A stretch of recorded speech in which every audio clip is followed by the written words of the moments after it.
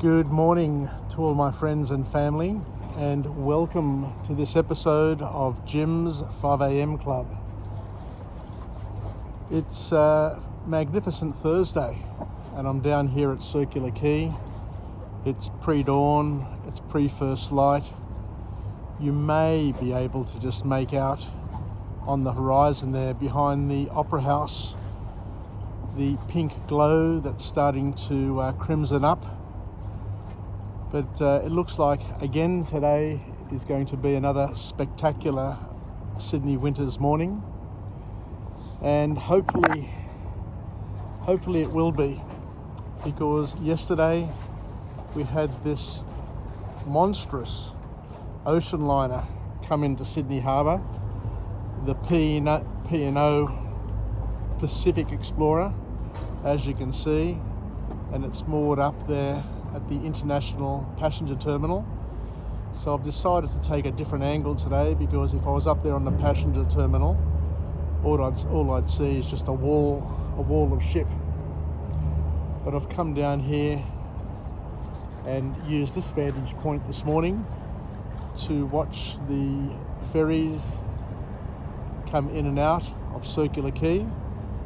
Hopefully see the sunrise start to begin over there in the background, and to spend some time with you to take you through a book summary as we normally do on Jim's 5am Club.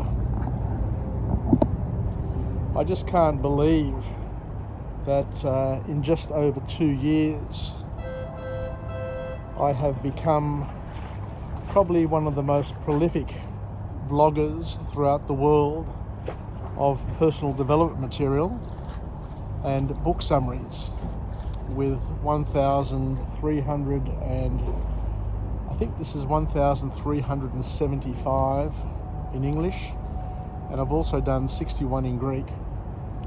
But my next immediate goal is to try and get to 1,500 vlogs in English, and then slowly edge my way to that 2,000 mark. Initially, I set myself a goal of doing 1,000 vlogs in 3 years, but I was able to achieve that in one. And now, as I say, I'm well on my way to hitting 2,000. Who knows how long I'll do it for? Who knows how many I'll get to? But it's just one of those things that gets me up early in the morning and keeps me up late at night. My ritual is very simple. I get up in the morning at 4:45, catch the bus at 5:12. I read a book summary on the bus. I take some notes on the bus. I come down to Circular Quay before I head to work, and I deliver a book summary as best I can, so that I can learn and affirm what I've picked up in terms of my reading of the book summary, but also through teaching it, I also make it available to friends and family and whoever else is interested, if anybody is interested. So today's book summary is another beauty, is another wonderful book summary that's going to help us. It's going to enable us to tap into some life hacks to hopefully make this day as bright as what it promises. So the book summary is entitled Love People, Use Things, by an authorship here made up of a person named Joshua Fields Millburn. And it was a book that was released on the 12th of July 2021. So one of the other great things about the service that I'm able to leverage and to provide is I'm able to share books on this platform for free, and to make commentary on those books, of books which have only just been published, only just been released. So this book here is less than a year old. So for many people, they will have never heard of this book, Love People, Use Things. But through my YouTube channel, through my efforts, my daily efforts, I'm able to marry up and bring together through this technology, through this platform, books, book summaries, and people. So this book summary, just to bring you up to speed, is all about minimalism and how we can simplify our lives, and through this simplification we can actually enhance and make our lives richer. So what is minimalism and how is it practiced? And contrary to many beliefs, minimalism isn't a modern sort of phenomenon. It's been something that's been practiced for thousands of years. There are ancient Greek philosophers that talk about minimalism. The basis of Christianity is all about being minimalistic and not focusing too much on things, but spending more time focusing on glorifying God, enjoying life, and being good to other people. So minimalism is the thing that gets us past the things to make the room for the important things which aren't things at all. So what the author here is suggesting quite powerfully and quite beautifully is that we need to get rid of things. We need to make space in our lives in order for the important things and the great things to find their way into our lives.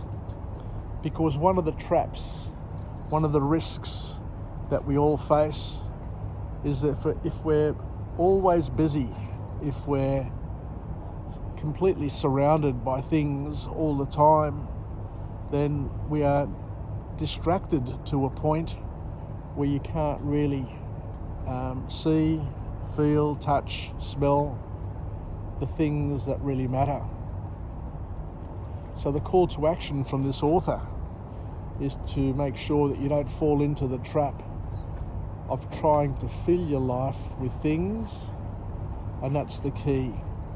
Trying to make us aware, at least, that things won't make you happy, and not to get onto the consumerism path of accumulate, because all it will do is it will satisfy you immediately, but it will take you on a path of consumerist activity where all you do is just buy things for the sake of buying them, but not really enjoying them, because it'll take a while. I guess the author is suggesting it'll take a while for you to wake up and realize that all of these things that you accumulate and buy don't really give you ultimate fulfillment and joy. So what can we learn here? So once again, let's reiterate with the key point that things won't bring you happiness. In fact, they will distract you and bring you misery. And you'll be fooled. You'll be fooled by the notion that things will bring you happiness, but at the end of the day, they'll just take you on a course, on a journey, to a port not of your making. So a key message from this author. So the first formal point to come out of this book is that the author says that buying more things will enhance gratification on the spot, but hurt you in the long run. It's the sort of thing that our parents tell us, the sort of thing that we hear many times whilst growing up, but you always think that it doesn't apply to you and that it applies to other people. But the author here makes it very, very clear that this warning is something that you can leverage and you can make something of, but you need to listen to it, you need to heed it, and you need to not get sucked in to the temptations the many temptations that surround us. And we live in a world where we are bombarded every single day by lots and lots of temptations. You've got Google, you've got social media, you've got marketeers now who are much, much smarter, much more effective than what they were in yesteryear. And they are able to target the temptations and the morsels. They're able to use burly just to generate your interest and distract you and keep you hooked for long enough until they gaff you, and then you can't move, and then you're trapped and you can't get away. So the reality is that today, in 2022, we are being distracted, we are being bombarded with a lot more information than what previous generations ever were. So much so that you receive more stimulus from information and temptation on a daily basis these days, this year, right now, than what previous generations would have received in a whole year, and in some previous generations in a whole lifetime. So understand that we are overstimulated and we are being tempted all the time. And you've got to understand that we live in a world that praises and worships consumerism.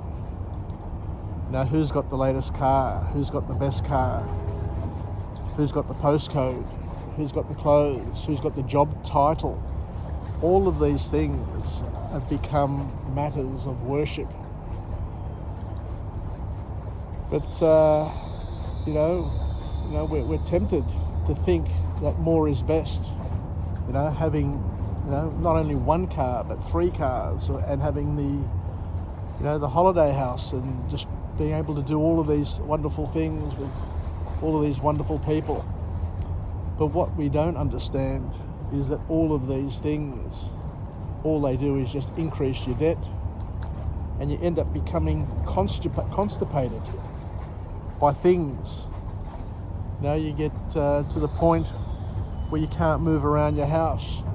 You get to the point where you can't park your cars in your garage because your garage is full of things that you stored that you can't get rid of. And we become mentally obsessed with all of these things. So what the author is saying is that, and the call to action, of course, from this author, is we need to find a way to break the cycle, and spend more time on emotions and moments, to spend more time on shared moments with the people that we love. And we need to work diligently on the things that matter most to us. I'm not saying working on the things that matter most to your boss or to your parent or to your sibling or to your partner, but you first need to understand and learn and identify what is most important to you, and to work on those things exclusively, knowing, of course, that whatever you choose to work on is going to have first, second, and third level consequences that you need to deal with and understand and weigh up, of course. So the author then goes on to say a little bit more about minimalism, and tries to expand the topic, the range, and brings a few more things into the spectrum. And quite cleverly, he says that minimalism is about positive psychological changes as well. It's not about just things. It's not about just minimizing the things in our lives. He talks about minimalizing the things that occupy our mind as well, our mind and our hearts. And what he says here is that the more things that you accumulate, the more things, material things that you have in your life, chances are that your mind is going to be overwhelmed with all of these things, because these things need a home, these things need to be maintained, these things need registrations and licenses, and to be cleaned and washed and serviced, and you end up spending all of your time thinking about and managing things that will not create fulfillment in the long term.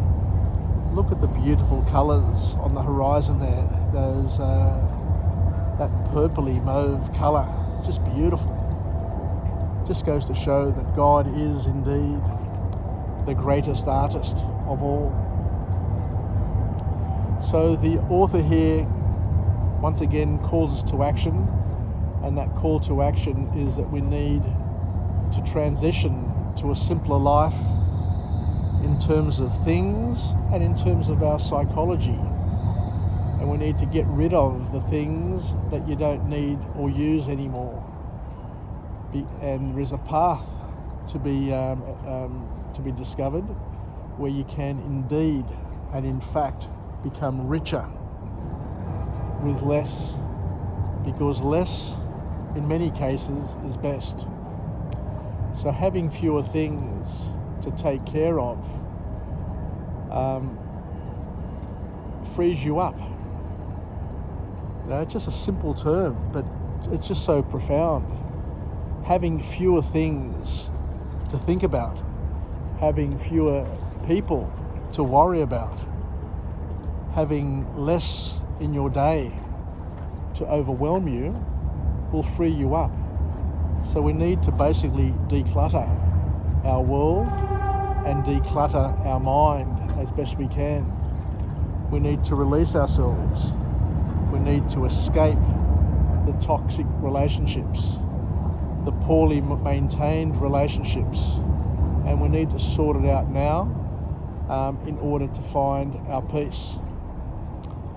So the next point, the last point that comes from this author, is that we need to make choices based on our core individual values, and you will find yourself buying less.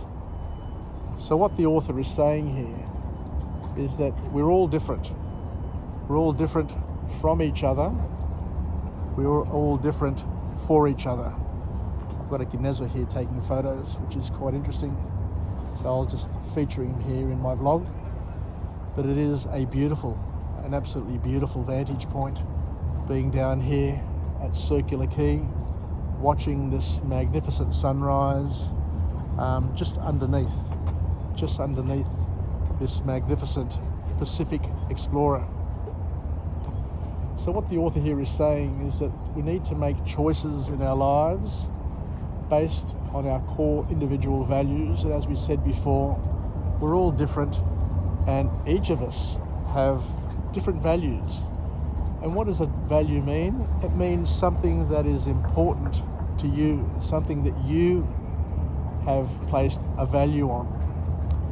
And these values can be inherited, these values can be generated, but also note that these values can be manipulated, and you can have them foisted on you by culture, by media, by your boss, by the environment that you socialize in. So you need to spend a little bit of time, you need to invest some time in your life to make sure that the values that you have are important values. So the author here says that by understanding your values and being able to prioritize your values will reduce your chance of being misdirected and being an impulse buyer. For example, you know, there are people who impulsively just buy a pet dog, and then all of a sudden realize that they want to travel, they want to socialize, they want to do all of these things, and the pet no longer fits into those plans, which distracts the person, upsets the person, and causes grief. Whereas if the person understood what their values were in the first place and knew the key things and had them prioritised, then they'd be probably less inclined to make impulse purchases and find themselves caught up in a situation which causes them grief. So the author here has been able to identify 4 value types, and he names them as foundational values, structural values, surface values, and imaginary values. And his call to action is to spend more of your time making sure that you're fulfilling the first 2 values, the foundational ones and the structural ones. The foundational values are those important values that we have in our life that are foundational, that are part of our foundation. It's the basics that we need in our life to lead a good life. And the foundational values are the things like our health, our marriage, our faith, and the things that surround all of those things, the magic glue that binds everything else together. So you need to have strong and very, very clear foundational values, which should be your most important and highly prioritized values. The second value structure, the second value set that the author talks about is the structural values, and it's the sort of things that you embody as a person, who you want to be, who you want to be seen to be. And it's such things as independence and kindness and being generous and all of those things. But as I say, each of us are different, but you need to understand what your structural values are in order to help you make the decisions that empower you and bring you the continued fulfillment that you deserve and that you seek. The third set of values are the ones that distract many people, and they're called the surface values. And they're our hobbies, our interests that seem to take an inordinate amount of time. You know, there are many people who are karate widows or golf widows, you know, and that's based on the decisions that their partners make. You know, wanting to play golf all the time or wanting to do other things all the time, as we said, takes them away from their family, takes them away from the relationships, and basically, I guess, sucks them in to a group of people who are all trying to escape through their surface values, which are their hobbies and their interests. But these hobbies and these interests, that shouldn't be the centre of your life. They shouldn't be the priority of your life. They shouldn't be the things that take you away from your family, from your religion, from your faith, and all of those things that are core to you. And the last thing that the author talks about is your imaginary values. All of those things which are not really important and yet are very distracting. Now, we tend to make things important which really aren't all that important altogether.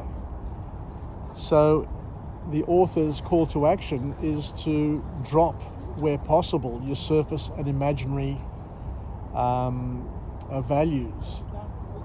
Other imaginary values are things like, you know, the latest Netflix series, you know, spending time watching television, you know, watching current affairs, watching the news, gossiping about what other people are doing.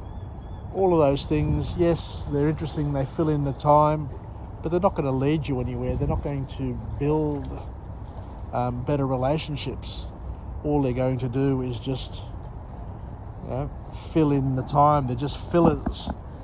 So what we shouldn't be doing, according to the author, is filling our time with things that are not aligned to our core values, to the most important things in our lives. Anyway, thank you very much once again for joining me on this episode of Jim's 5am Club. As I say, I really don't know how I just keep on doing it, getting up every day and just delivering one after the other. But I love it.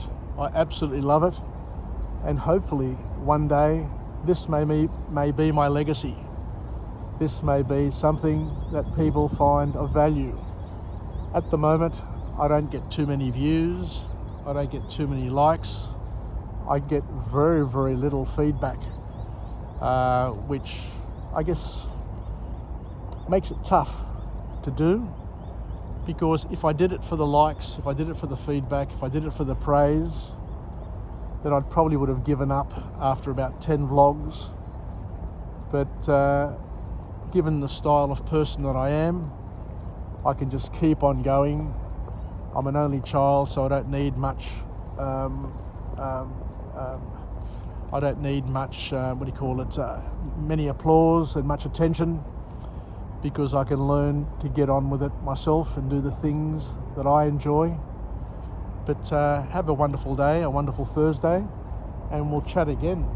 I'll just head off to the train stop and head to work and finish off. So once again, thank you very much for joining me on this episode of Jim's 5am Club.